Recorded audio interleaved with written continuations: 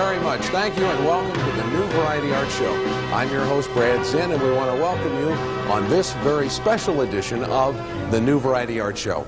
Our show is about variety arts performers in the 90s, who they are, what they do, how they learn to do what they do, and we hope that by giving you a chance to meet these people one-on-one, you'll have a little better appreciation of what it is that they do the next time you see a variety arts performer live and in person. And tonight's show is just a little bit differently. As you may have noticed, we're on location tonight at the Crown Sterling Suites here in Phoenix. And that's because this is a meeting of the magicians here in Phoenix. And I'd like to introduce our audience this evening, the International Brotherhood of Magicians, Ring 55. Give yourselves a nice big hand.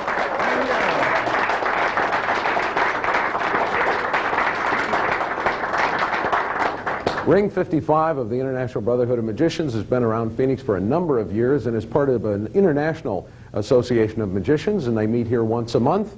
And if you might be interested in learning about magic, we certainly would like to invite you to call one of the magic shops in town and find out about the regular meetings here in Phoenix. Right now, are you folks ready to have a good time? Yeah! Very good. I don't know if you noticed my pipe here this evening, but I brought along my very special Pasha-looking pipe. This guy is very mystical looking, and the reason is it ties in with our guest this evening. Not only is he a wonderful sleight of hand artist and entertainer, he is all the way from Hollywood, California. He is also a pipe dealer and a pipe collector, and so I brought my pipe so that we could make a few points with each other. But right now I'd like to introduce you to our very special guest this evening. Please give a big welcome to Mr. Chuck Fayne. Chuck, thank you. Thank you for being here. Thank you. Well, I see we have the California look tonight. You look very comfortable. Thank you. How was your trip over? Wonderful. That's good. Chuck has been nominated 13 times for Parlor and Close-Up Magician at the Magic Castle in Hollywood. He was the Lecturer of the Year in 1988, and he is, of course, a teacher to the stars, and tonight he'll be teaching us.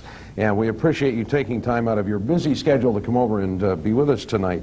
On all of your material that you've sent me previously, it says bald-faced liar, and I wanted to ask you about that first. Where did that come from, and what does that mean? I haven't got a clue. Harry Anderson gave me the name about 10, 15 years ago, and it looked good in print. And I kept it. I really don't know what it means. The bald-faced liar. Well, Harry Anderson, of course, is the judge on Night Court. He is. Who started out doing magic and busking on the streets and is now very successful as an actor in Hollywood. Do you hope for the same? You look forward to doing some television and that sort of thing in the future? Not at all. No. My strength is in what I do. I'm primarily a private party magician, as we'll probably go into, but that's the thing I enjoy the most. And the other areas in which I work, I don't watch very much television, I guess, which is not the thing to say when you're on a television program, but I really never had much desire to do TV. I like what I do.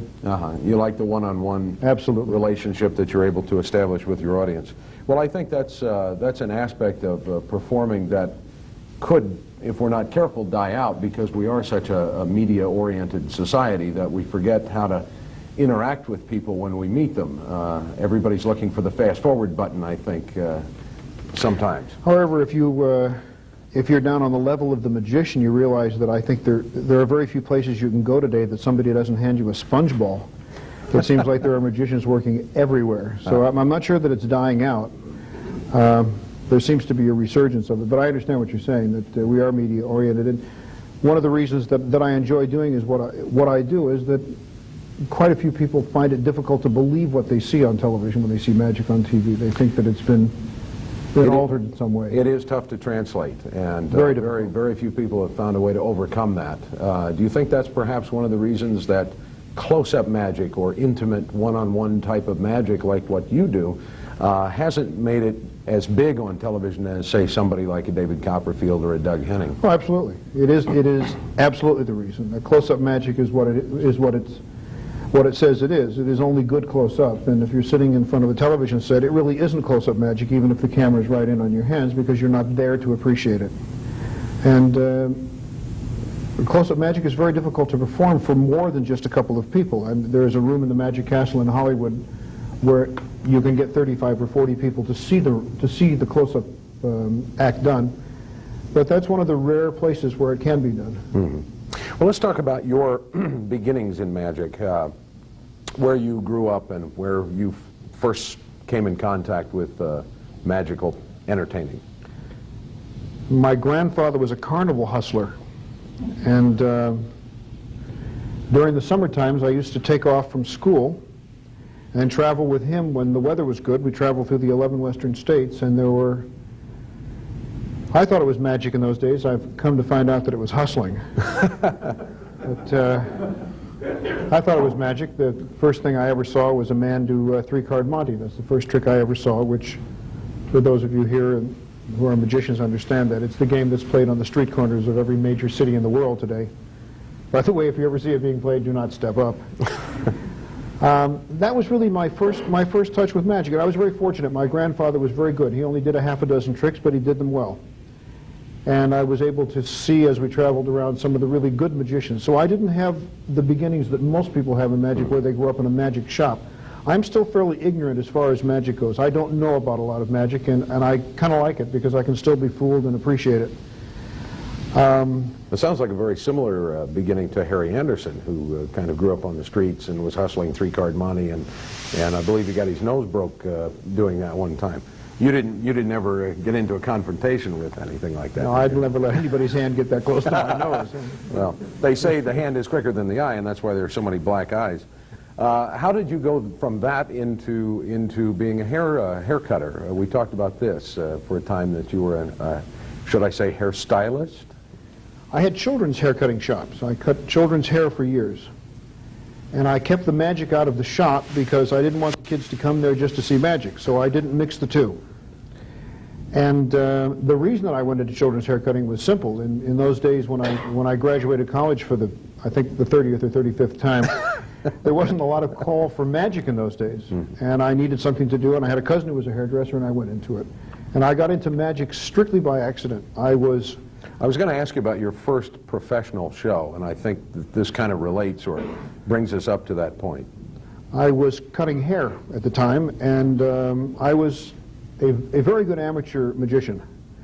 And I never wanted to do it professionally. I was of the opinion that the kind of things that I did in those days, lay people wouldn't appreciate it, and therefore I wasn't going to perform for them. I would teach them. And that was pretty much my attitude as a young punk. And a friend of mine asked me to perform at his wedding. He was getting married, and the theme of the wedding was magic, and the man who was going to perform for him got sick and couldn't perform, and he asked me to do it, and I said no. I said, I don't perform for lay people, I perform for magicians that select an elite group of people who understand how terrific I am. I will not perform for you. And he called me the next day and he said, you call yourself a friend? You're not a friend. A friend would come to my aid. It's the day of the wedding and I can't get anybody. And I said, fine, I'll do it. And I did it and pretty much hated every minute of it. But at the end, he said, this is what I was going to pay the other man. And he handed me the check. And I looked at it and I said, well, it's a hell of a lot of haircuts here. There's something to be said for this. So I swallowed it, and that was the beginning. And that was the beginning. And when this was in the mid-70s, is that correct? They're pretty foggy years for me, but yeah, it was somewhere in the mid-70s. Well, I remember some of the 70s. Let's talk about why close-up magic, or the intimate one-on-one kind of magic, was the type of material that you gravitated toward, because in magic there are a lot of specialty areas. There's the grand illusion, the large stage illusions like Siegfried and Roy and those folks up in Vegas, and then there are the stand-up parlor type magicians that might do a small banquet show, and then there's close-up for a cocktail party or something like that. How did you gravitate toward one particular area? Was it because you didn't want to carry around a lot of props? Or? It's part of it. Well, with my ethnic background, I realized early in life tools were not something I was going to be very good with. And in order to do large illusions, you have to have some concept of how something is made. And I'm the man who, when removing the light bulb, ends up with the glass in his hand and that little gold part stays in the hole. So I knew early on this wasn't going to be my forte. So that pretty much ruled that out. And what I had been exposed to was close-up magic. And it's what I really enjoyed. I enjoyed the reaction of people when I worked with them one-on-one. It was much different than when I worked on stage. I do a stage act today, but it's a parlor act rather than illusion. I have seen you at the Magic Castle in the Parlor, and I'm not going to tip this for anybody that hasn't seen it, but there is a very well-known illusion or effect in magic called the bill in the lemon, where you borrow a currency from someone and it ends up being found in an unlikely piece of fruit. And I have to say that your particular routine is the funniest routine along that line that I have ever seen. And well, thank you. And it's one of those things that you wonder why somebody hadn't thought of it up to now, but it was so wonderfully, hysterically funny. And I have to compliment you on having thought of that, and I wish I had, and I'm very jealous. So well, thank you. It's nice that you remembered, and you have extraordinarily good taste. I tend to agree. Where do you find yourself working mostly these days? What kind of situations are you called upon most often to perform at? Private parties is probably the bulk of my income. Now, are we talking about at people's homes? People's homes. Uh-huh.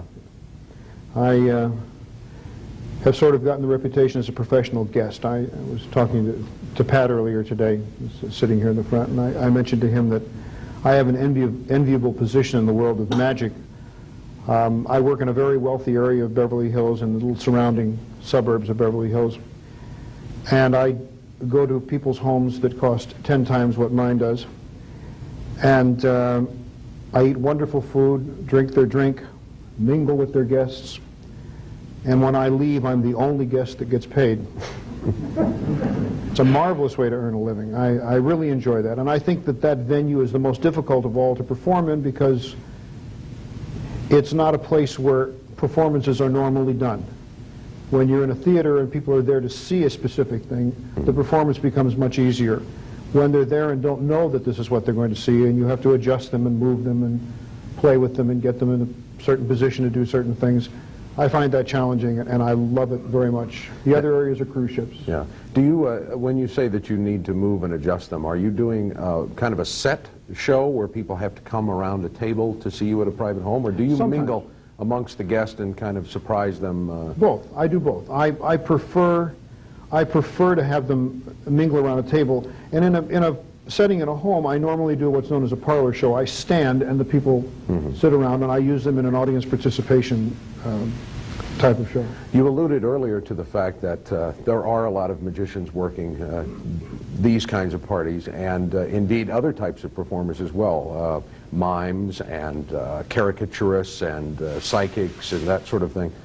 What would you like the people that you work for, these guests that you go up and entertain, what would you, if you could tell them one thing that would help them to enjoy what you do more, but you never would in a performing situation, what would you like them to know that would maybe help them enjoy what you do even more?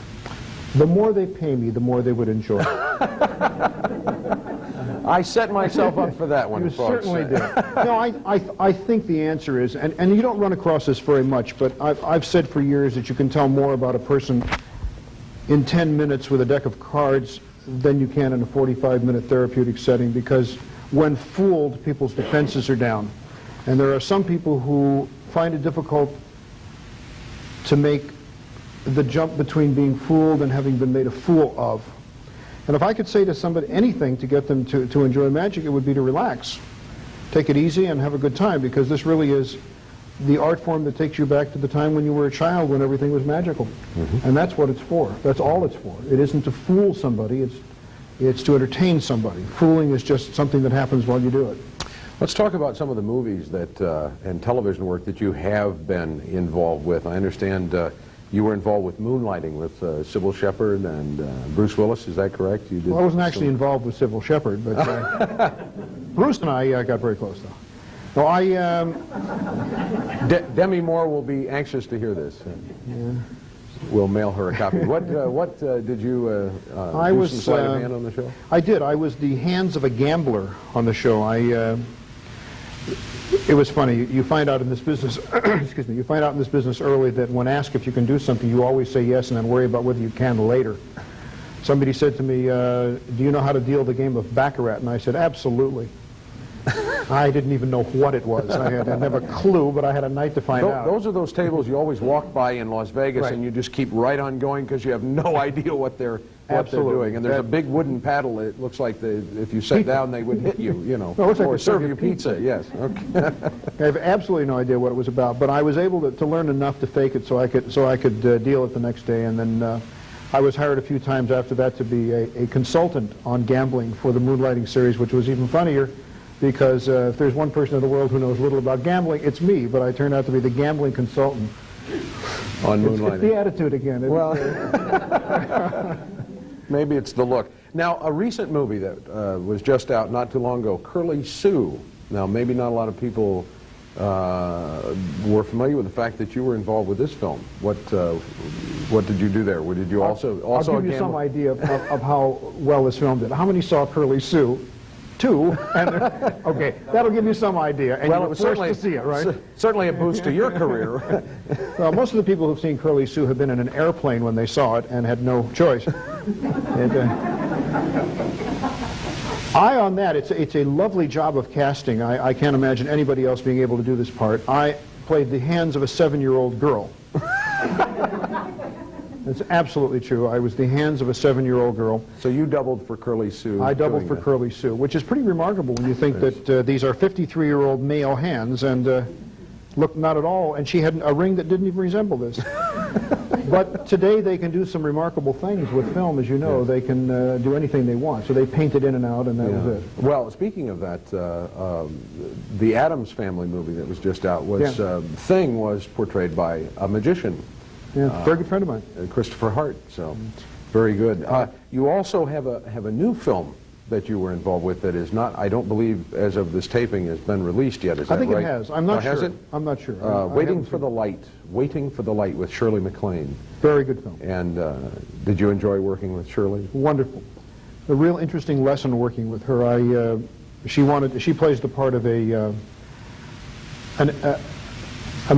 her late husband was a magician, and she went back to live with her daughter and or her niece and a child and 2 children, and she was corrupting these kids because she was sort of a crusty, hardened old woman who had been in the carnivals and all for years, and she was teaching them how to hustle and how to gamble, and so she needed to know how to do this. So I went and taught her a few things to be able to do in the film.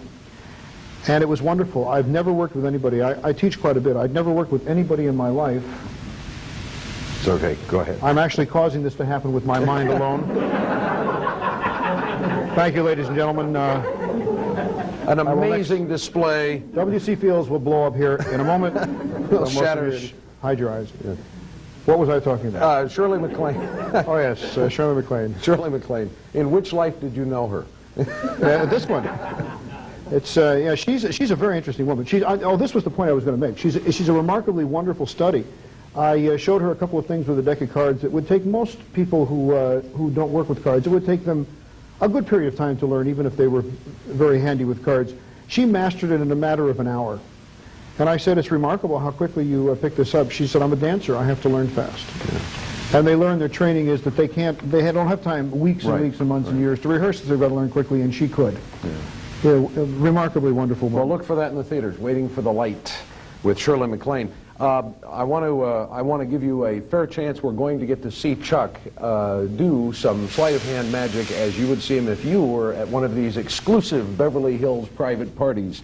In just a moment, and I want to be sure we have plenty of time to do that. In the meantime, I also want to mention that Chuck is a lecturer and author, and this is one of his writings here, Chuck Fayne, A Bald-Faced Liar. Now, this contains some of your closely held secrets, is that correct?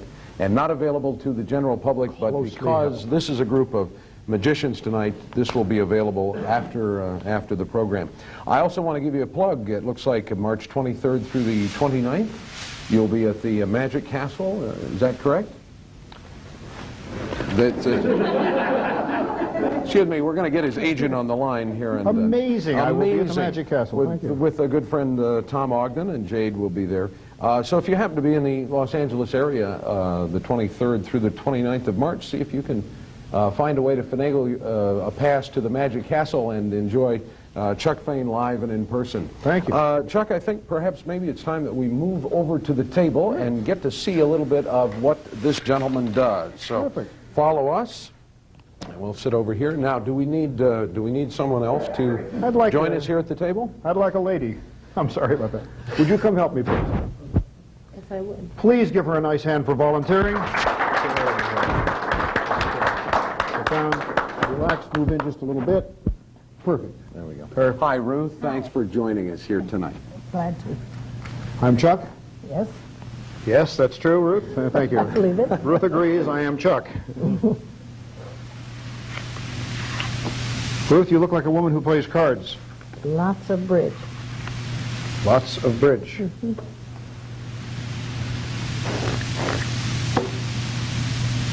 We are going to play something a little different than bridge tonight.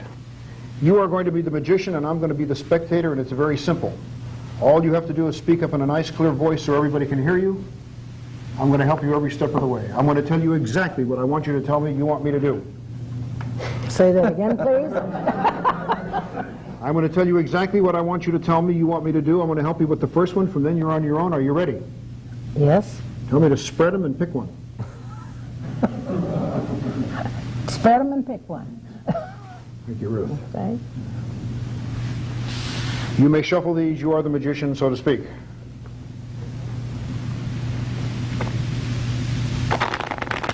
She does that very well.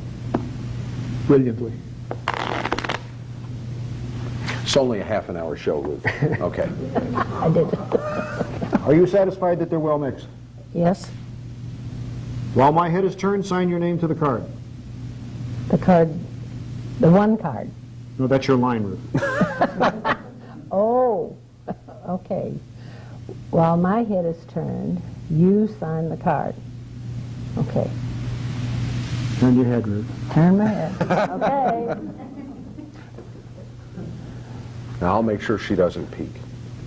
You're a terrific man. She's not peeking. I'm not peeking. Okay. Now tell me to show the card to everybody here. You may turn your head. Show the card to everyone here tonight. Except for you, of course. Except for me. No trick if you knew what it was, because you're the magician, and that would be no. Oh, excuse me, Brad. Tell me to put the card back in the deck. Put the card back in the deck.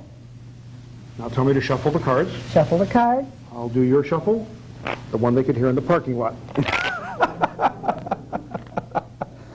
It's like a wake-up call with a deck of cards, Ruth. Or a very rude noise. Yeah. Ruth, would you say those cards are well mixed? I would say so.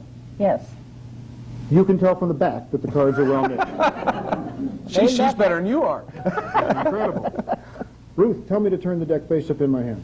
Turn the deck face up in your hand. And begin to deal on the table, And begin to deal on the table. one at a time, One at a time. until you've dealt all the cards. Until you've dealt all the cards.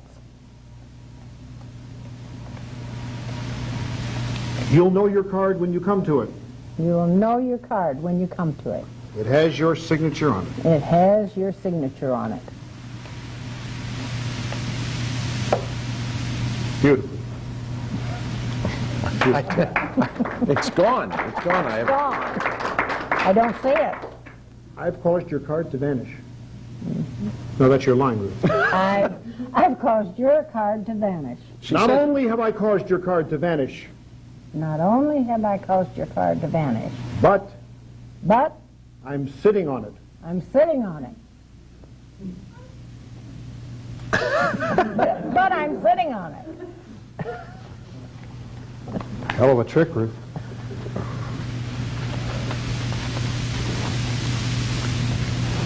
You want me to look for it? Are you going to look for it?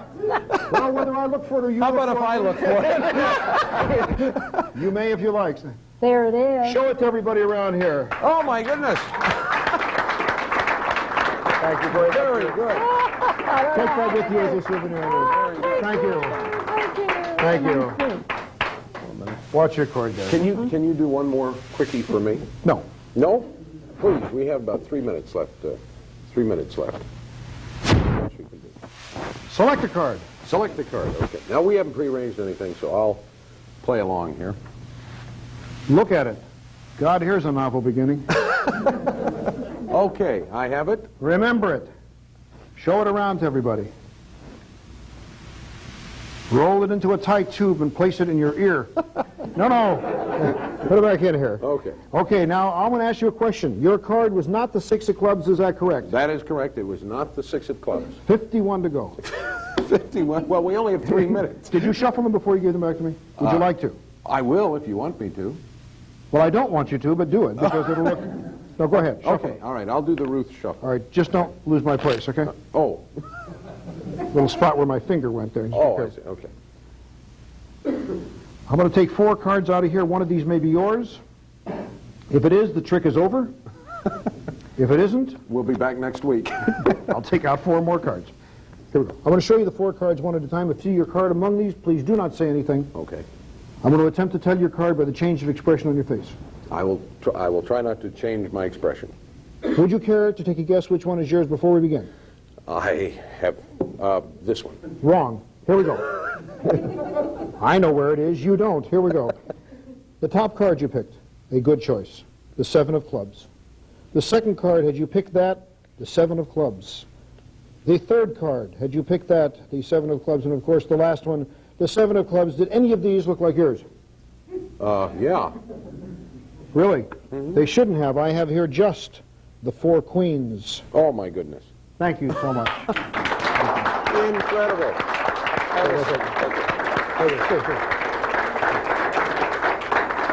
What was your card? The 7 of clubs. Take it out of here. I'll show you a trick. Let's see here. 9 of clubs, 6 of clubs, 8. It's a card on my mind every day. I have 7 of spades. Did you put it back in here? I thought I did. Unbelievable. Oh! And a lovely take on your part. Thank you so much. Ladies and gentlemen, you may. Thank you very much. Chuck, before we wrap this up, you obviously have been able to be very successful and make a living at doing what you do, and we certainly. Well, you told me that. I was taking your word for it. No, Chuck is one of the most successful magicians working in the business today, and you are in the middle of Hollywood where there's a lot of entertainment going on. True. Do you have any predictions for us where you see the future of entertainment in the 90s? Do you see a resurgence of variety arts entertainment? Absolutely. Absolutely.